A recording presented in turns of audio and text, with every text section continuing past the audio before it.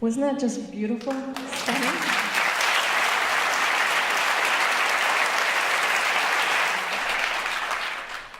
I'm Allison Cuddy with the Chicago Humanities Festival, and as my colleague Rem Cabrera said, we're going to have a talk, but we'll also invite your questions and comments, because I know you've got a lot of friends in the house. I see some Merit School folks, so I want to make sure everyone...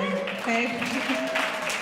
Thanks for coming, everybody. Yeah, and I imagine a lot of new fans, too, if they haven't heard you before, hearing you tonight. Yeah. So we were so thrilled when Winston Choi said he would come and perform with Anthony. What I think I couldn't have anticipated, what none of us could, was the way you are so matched in some way that, although you're both incredible technical players, you know, the emotional expressiveness is really foregrounded in the way you approach the music. And this piece in particular, which is the Brahms Sonata No. 2 in E flat. Do you remember the first time that you played this piece?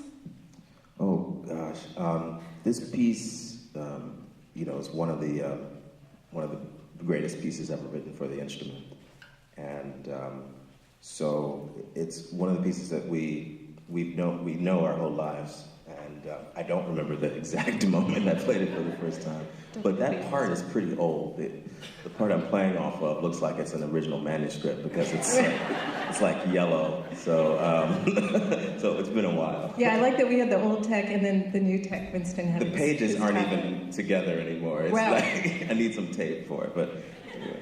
Yeah. Your sound is so unique. It's so amazing.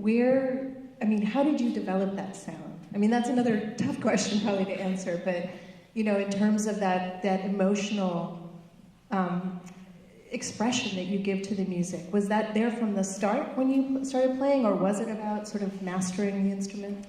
Yeah, I think, you know, when you start off, you know, I had a nice conversation with Rem earlier about this, and, you know, I started off the same way that everybody starts off in the clarinet, squeaking my way through passages like everybody else.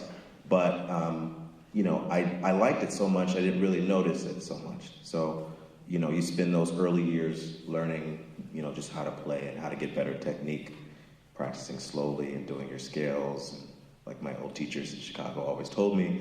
And then you find that it is, when you start falling in love with music more, you find that it becomes your voice throughout all of the years and all of the training and all of the hard work. So I can't really describe what that is, but I talk to my students a lot about it because it has a lot to do with your air support, how much air you take in before you blow. It has to do with a concept that you have in mind, and it's about putting those two worlds together, the technical world and the musical one, the emotional one. The emotional one. So when you play a piece like you just played, is there a story or a drama? I mean, you do bring a lot of drama to the music. Is there a narrative running through your head? There isn't a specific one necessarily, but you do spend time with these pieces enough to develop a meaning for each and every note.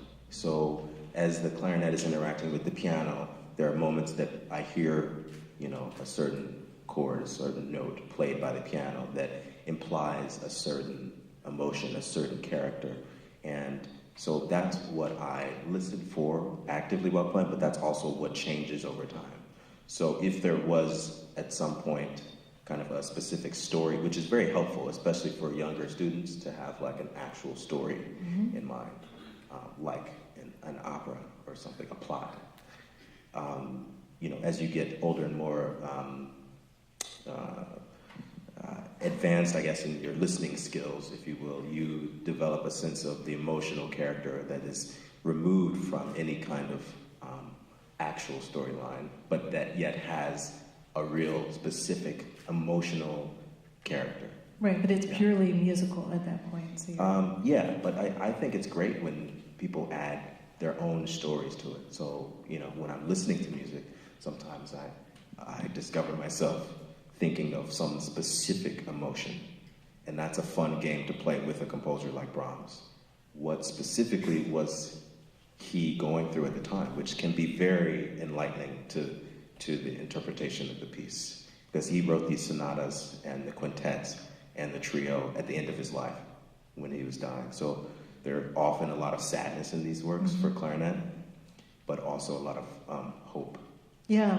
This in particular, it sounds like a young or a fresh or, really vibrant piece. E-flat, this E-flat major one is much different than the other one, F minor. I guess Winston should come back out and we should play that for you. Do the F minor? Yeah. Do a master class in Brahms. That would be awesome. So you didn't choose the clarinet. It was chosen for you in a right way, right? You wanted to play the saxophone. Yes, I did. I wanted to play the cool instrument. But I walked into the room at my elementary school, which was on 55th Street, down the block there. St. Thomas the Apostle, woo!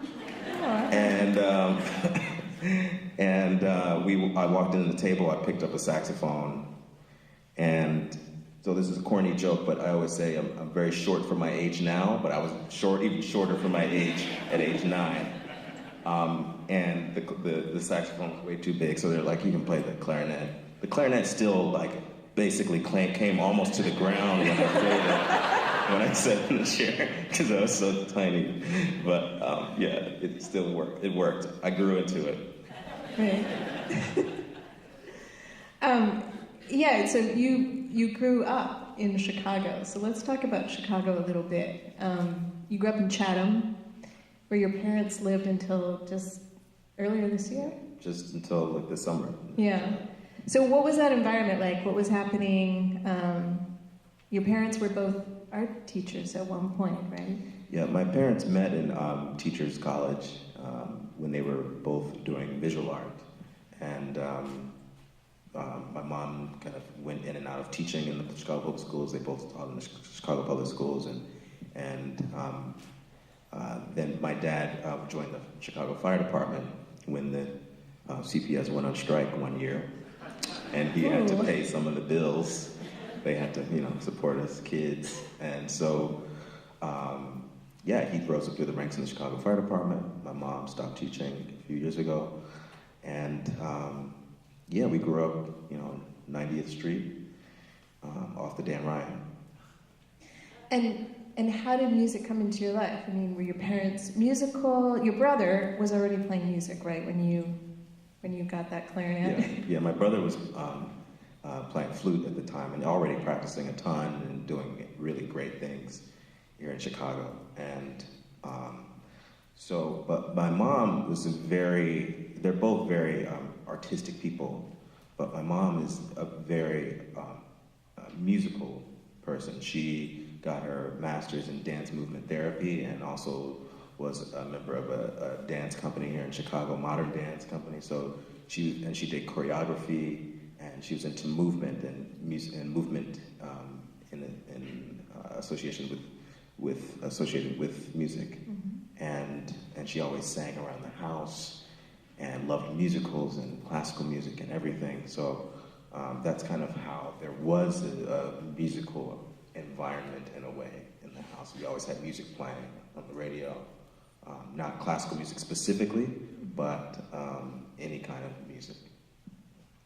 And when you started playing, I guess, at what point did you realize, okay, this is something not only that I'm learning to do, but something that I want to do, something that could be my career?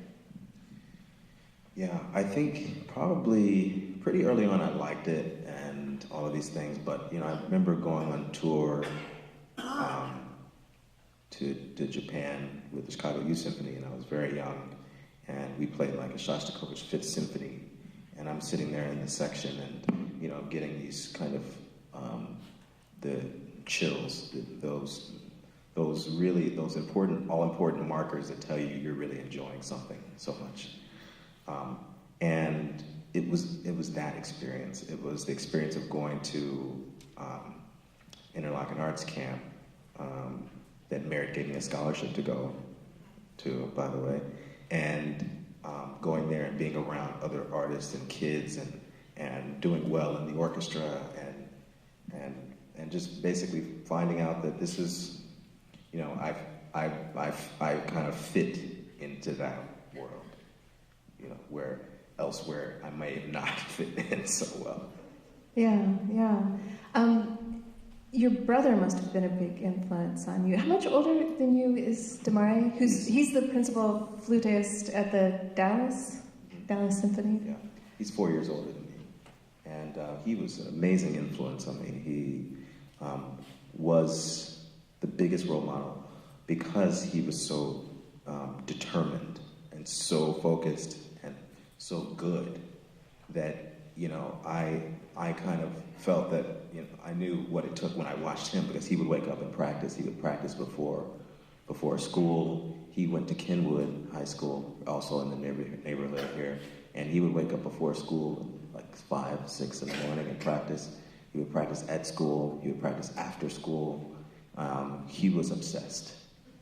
And I saw, okay, that's kind of what it takes to do well, because he was winning competitions, and he was first flute everywhere, and just had that thing, whatever it was. So was it a competitive feeling you had with him, or? No, he didn't have any competition from me. Definitely didn't have any competition from me. I probably, you know what, watching him win all these awards and growing up with people saying, you know, how does it feel to follow in your brother's footsteps, or live in your brother's shadow, more like it? And, you know, so I probably had lots of moments where I thought, you know, I wish I could be that good. I'm okay, you know? But he would support me, but he would push me too. So we would play together. He'd be like, no, that's not how you do it. You know, you need to do this and this and this. So it's amazing that you guys wound up staying friends. Yeah, well, we got to know each other when we grew up, you know, but 4 years when you're younger is a very wide gap. And, but that was good, because then we weren't super competitive in that way. So I got to interview Anthony, was it 2012? It's a few years ago. A couple years ago. Yeah. He'd come back to Chicago to perform at the Chicago Sinfonietta on the occasion of Dr. Martin Luther King Jr. Day. It was a concert, and I just was struck. I didn't know anything about you, and I read a little bit and found out about his family and thought, oh, I really want to interview this guy.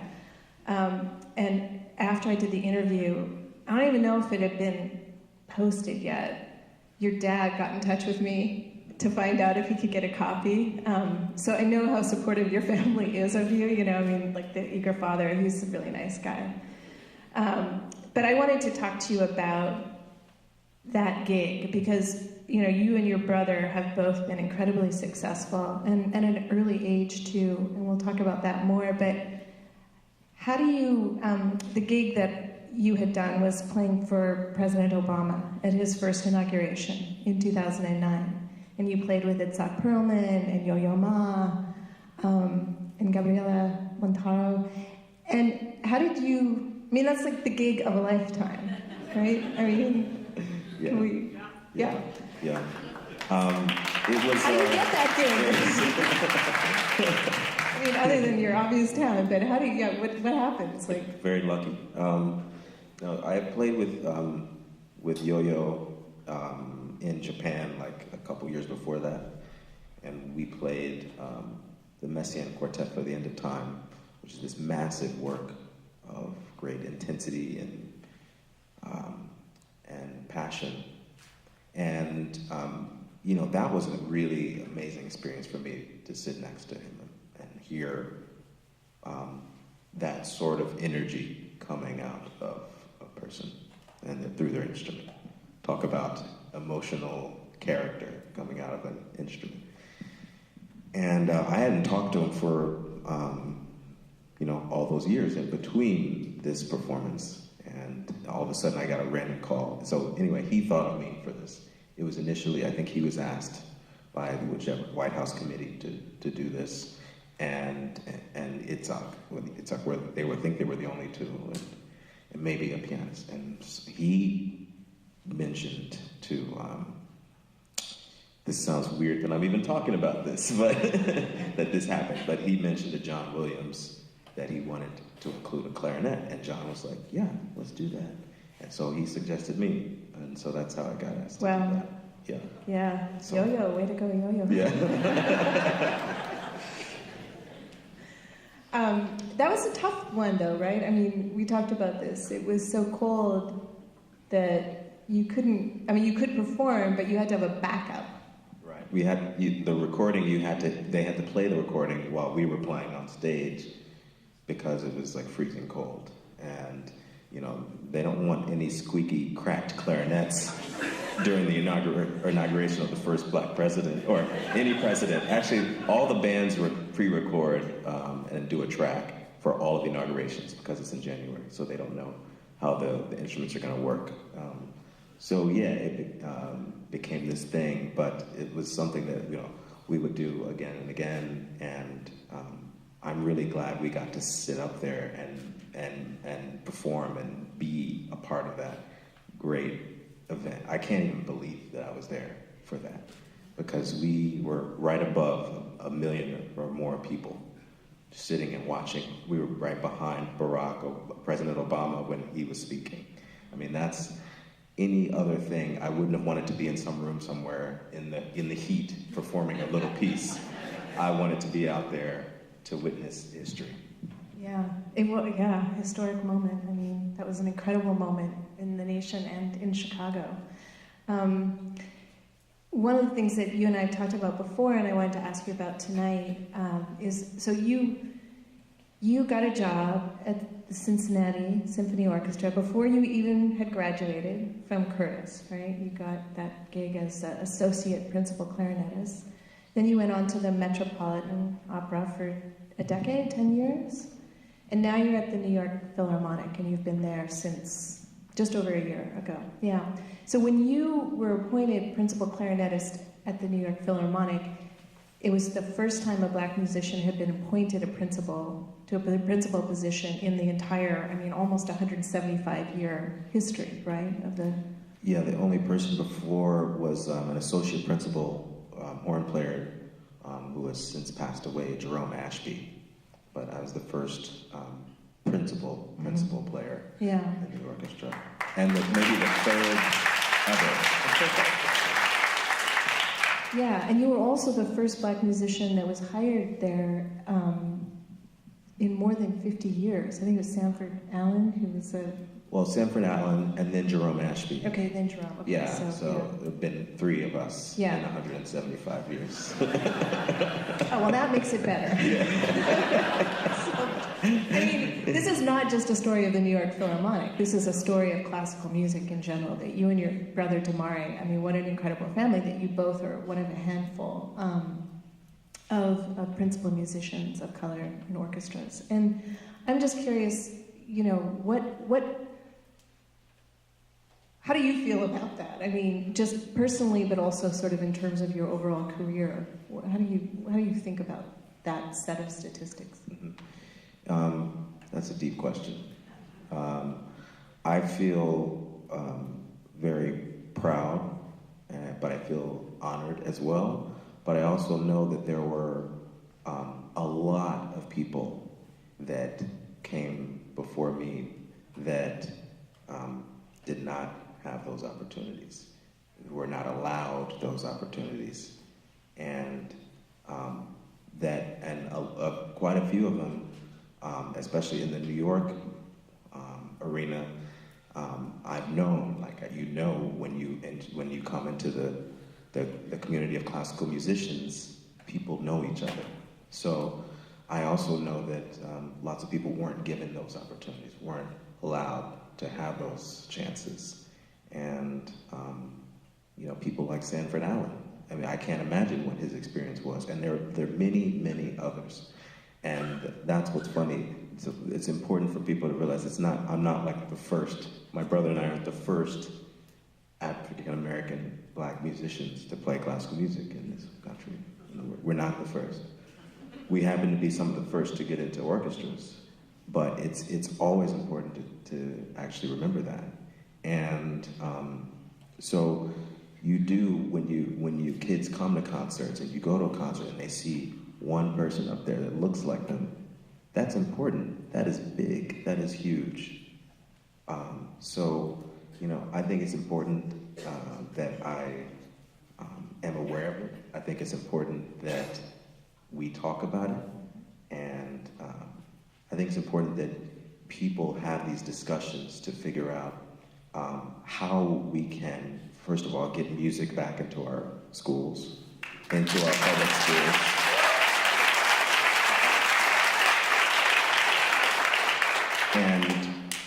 And then you can talk about pathways to success. And I think that conversation, it has, within the last 10 years, 15 years, been more prevalent. And I think that's supremely important in our field, to represent the communities that we live in. I want to talk more about how you create those pathways, but I also want to invite all of you into the conversation. So I'm sure there's a lot of questions. So we'll bring up the lights, and we'll start passing microphones around. Hi, I'm wondering if you would tell us how you got into the classical field as opposed to jazz or blues or some other genre of clarinet music, klezmer music you could be. How did you gravitate toward the classical field? When I started off, it's usually you gravitate towards who your first teachers are, who your first role models are, and what they do. So when you learn clarinet, you learn. I learned from teachers that were playing classical music. It wasn't a necessary choice, but speaking of being black in classical music, I'd have a ton of money if I got $1 for every time someone asked me if I played jazz. Really? Yes. Yeah. And I used to be kind of like, well, you assume that. But now I talk about it because it's important that people know that because you do look a certain way, you don't necessarily have to do a certain thing. And this is a very important.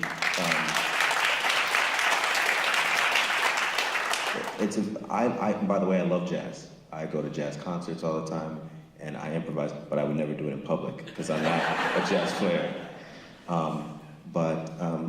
I think also it's about, music being universal and people expanding their view of what is possible, not based on necessarily how you look, but what you love and what you put your mind to. So I think that my experience was just that my teachers happened to play classical music, so that's where my training came from. Could you share with us the process of auditioning from the Metropolitan Orchestra to the Philharmonic, and what is your greatest challenge in being the principal clarinetist of a great orchestra like that?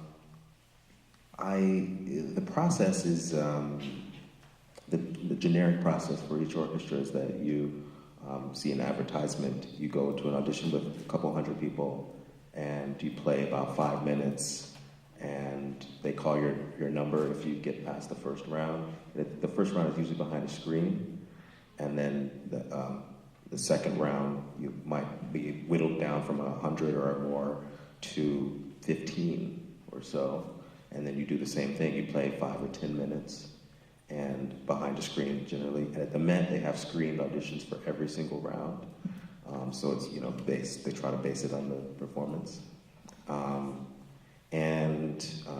Going from the Met to the Philharmonic has been really great.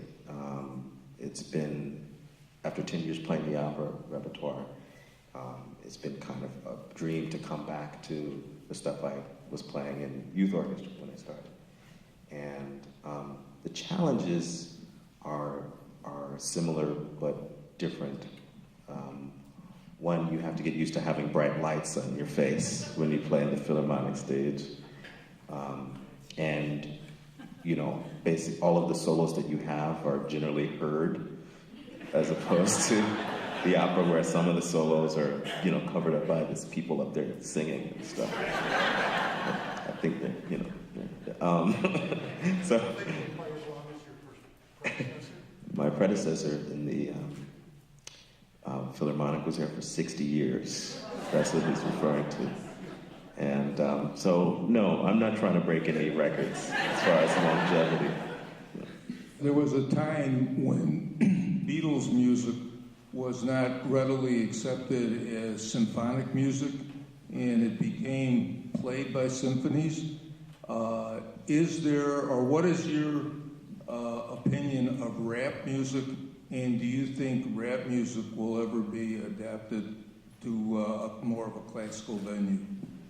Well, rap actually, that's an interesting question, especially considering there have been a couple performances recently where orchestras have teamed up with rap or hip hop artists to do performances.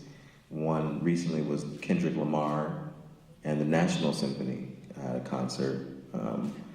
And I think the greatest thing about this is not that you have to genre bend, but that people need to collaborate. And I think collaboration in music, collaboration in art is very important.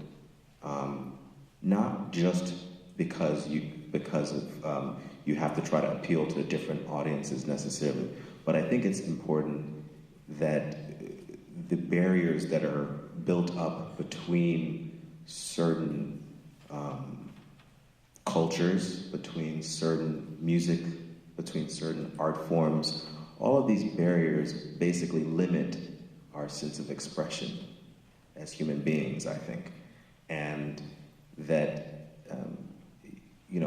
are you gonna have symphonies of rap musicians in the orchestras and things like that? Maybe not, but the point is that art can cross different cultures and boundaries and different types of expression. And I think that's what everybody is trying to do when they create and when they collaborate. So I think that's very important.